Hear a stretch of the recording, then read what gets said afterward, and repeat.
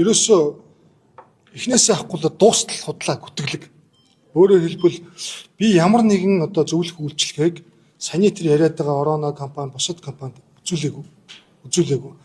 Ер нь тэр Ороно компанитай байгуулсан Ороно грэний үеэр хуулийн зөвлөгөө өгсөн асуудлыг оюун эрдэнэ засгийн газрын үед өөрөө тэр үеийн хууль зүйн сайд ахалж тэр үеийн хүмүүс шийдсэн байлээ. Тэгэхээр би бол тэр үед тэнд ажиллаж байгаагүй, мэдэхгүй, тэнд зөвлөх үйлчинд оролцоогүй. Тэгэхээр ерөөсөө ингээд эхнээсээ ахгуулаад маш том хулгайлан өөрт орцсон энэ одоо зохион байгуулалттай бүлэглэл өөрснийгөө энэ шавар шалбайхнаас аварж гарахын тулд эдгээр ч гэсэн ялгаагүй штэ гэдэг тэр хүмүүсийн сэтгэл зүйдээр тоглосон манипуляц хийж байна. Тэгээд ард түмнийг хуурах гэж оролдож байна. Тэгэхээр би бол оюун эрдэнэд хэлж байгаа.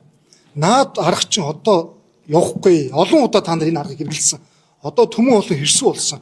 Бодит баримт факт ярьдаг болсон. Ямар ч бодит баримт факт байхгүй, зүгээр хардлага. Тэгээд тэр нь хүн гүтгэж байгаа. Сая хэлдгээр эрүүгийн хуулийн 13 14 дэх зүйлд